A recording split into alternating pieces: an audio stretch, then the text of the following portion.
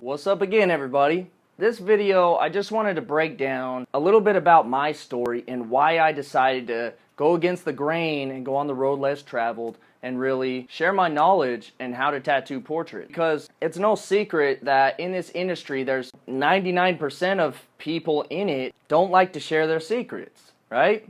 And regardless of the reason, their reason, I'm not here to live up to their expectations and they're not here to live up to mine. I don't even focus on that. I focus on what I can, and that's myself, okay? And the results for the people that I care about. So this video is about why I do this.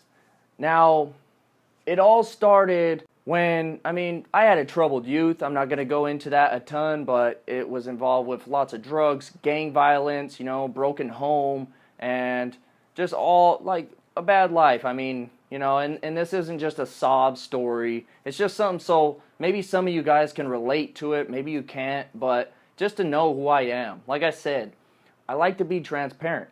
And so I want to be honest with you guys. I tried to get an apprenticeship. When I got out of lockup, I ended up doing like 2.5 years as a juvenile. And I got out, and my first thing was, first you have to realize, when I was in this, I guess it was a juvenile state's custody thing, right?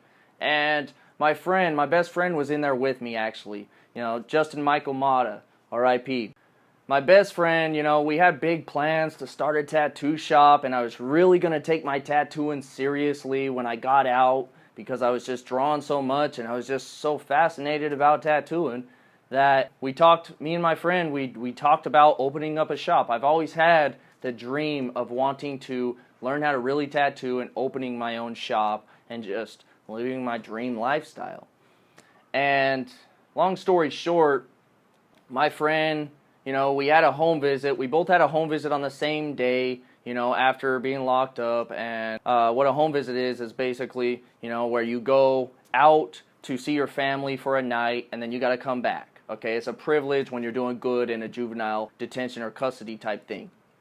Well, we have this home visit, and I don't want to get into details, but my friend ended up shooting himself, and yeah. So that kind of just, on the positive side, like, rather than becoming a victim and saying my life is shit and blah, blah, blah, I took responsibility for myself.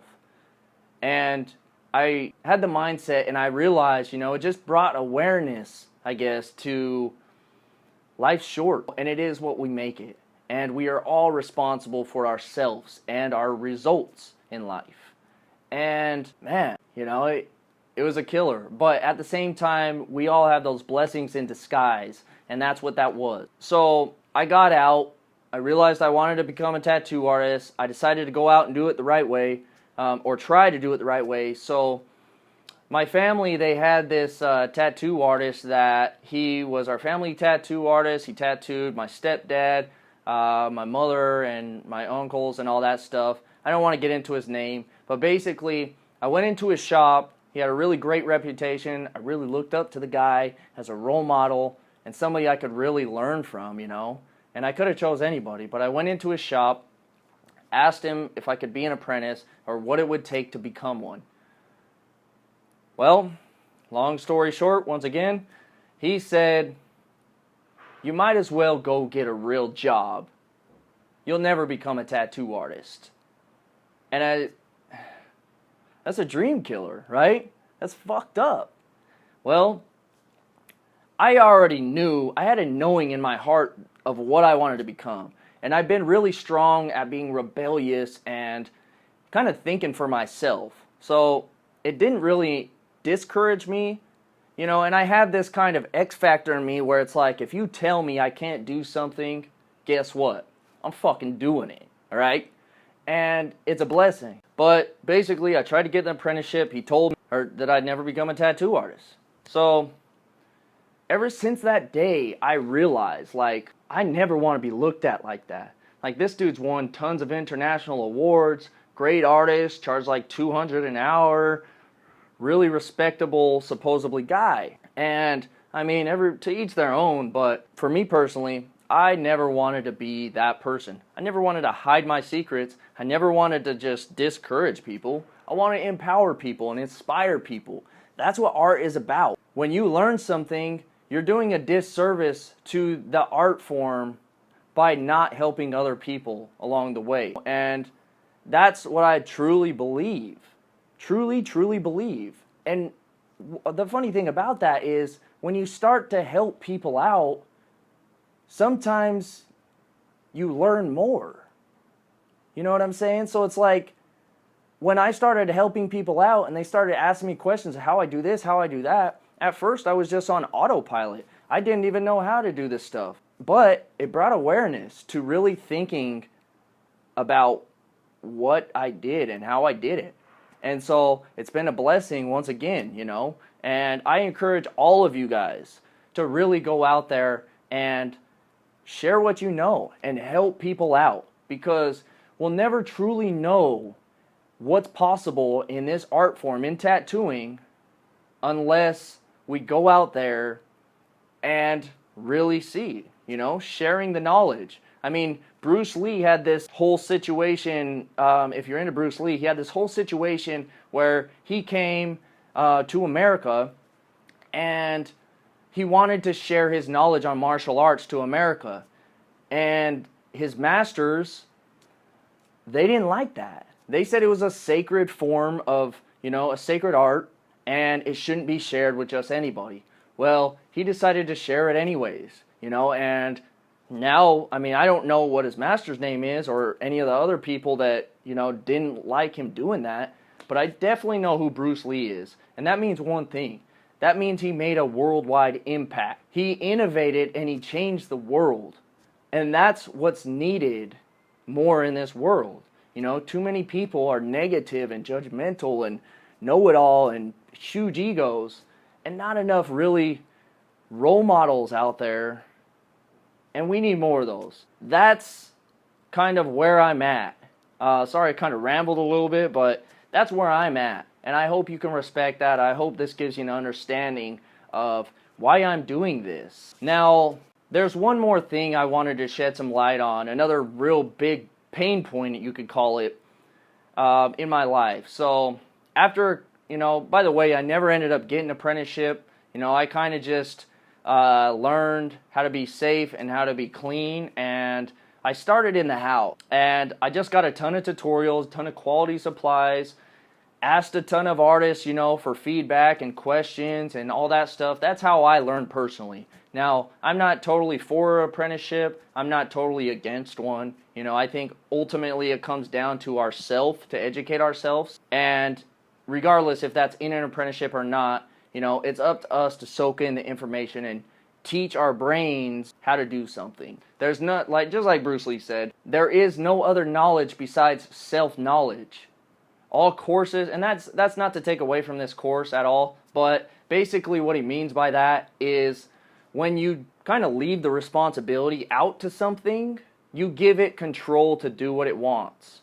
But if you take responsibility for your own success and your own education, now you can control that. You can control what you want to do with your life and what you want to do with your tattooing. So always learn how to think for yourself and it's just take responsibility for your education and what you get out of this course, okay? Because the funny thing is everybody wants us to kind of like give them a guarantee. But how many of us are willing to give a guarantee to ourselves? That's powerful.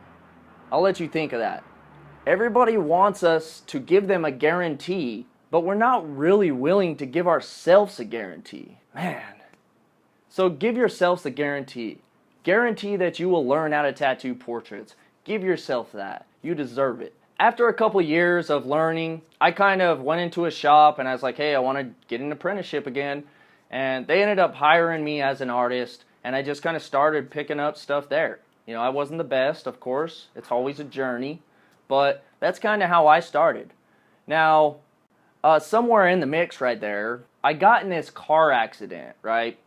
And fucking crazy car accident. It was stupid, drunk driving. My friend was drunk driving. I was drinking with him, but I didn't think anything about it. And he ended up losing control of a car. We got in this huge, I should have been dead in this car wreck. We wrecked at like 75 miles an hour. We flipped like 3 or 4 times, smacked the fence, totaled the car. Fuck. It was crazy. But something above kind of helped me out and helped both of us live through that. My friend went to jail. I walked home. The whole thing, I mean, it was another blessing in disguise. And I remember waking up the next day, my back hurt. And so I went to the chiropractor to go get it checked out. Well, the chiropractor told me that I had scoliosis. And not just scoliosis, but I had bad scoliosis. I mean, I was 20 years old, and he told me that I had 2 curves in my spine, one in the lower part and one in the upper part, and they were both going opposite ways. Basically said my spine looked like a zigzag. And he said there's a really high chance that, matter of fact, there's a 90% chance that you're going to be in a wheelchair at age 25. Do you know what that does to you? Do you know how that feels? Like, that's serious. You know, that's a life changer. And that was just another one of those moments where it was like, Dax,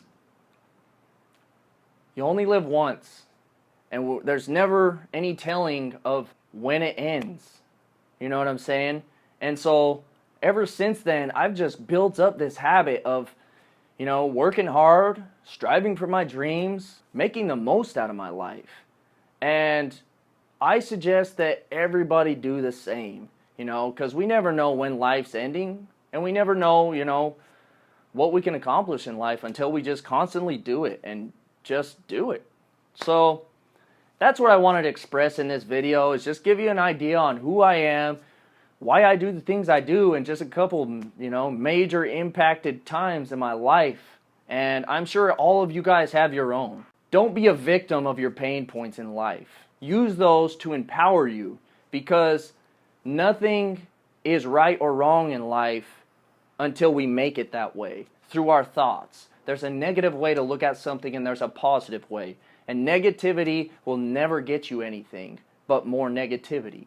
Positivity, that's a whole nother story. That can give you everything you've ever wanted in life. So always be positive. And use your struggles and successes and everything in a positive way to empower you on your journey, okay? I hope you got some value out of this video, and I hope you get to know who I am now. That's all for this one. Now, make sure to check out the next one. Peace.